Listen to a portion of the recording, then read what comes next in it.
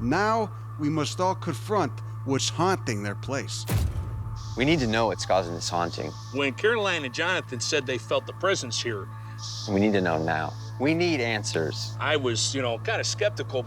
Seen a bunch of stuff. I'm starting to get some readings on here. You go ahead of me. It means there's some kind of activity of paranormal variety. It's pointing to the backyard. Oh, there's something on the other side of that door. Okay, Louis? Whatever it is behind this door on the lawn. Whoa. Can we get more fog up here? Yeah. A portal. Everyone knows Chicago's ground zero for paranormal activity. What is that? Looks like a floating orb. Oh my God, it's taking shape.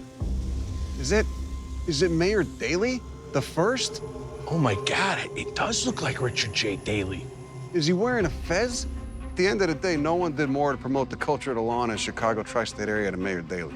Mr. Mayor, what are you manifesting? Why are you holding on?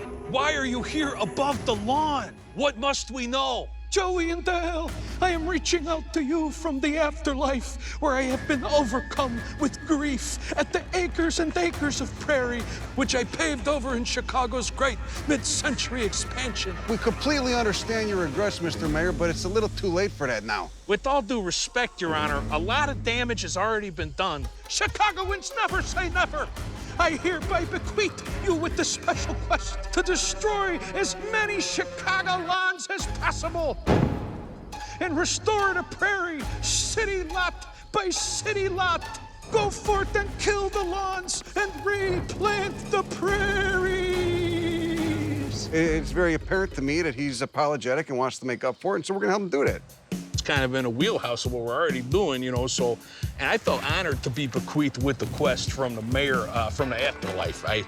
Wow. It goes to show, that the most hardcore lawn lover can repent, even if from beyond the grave. It's never too late.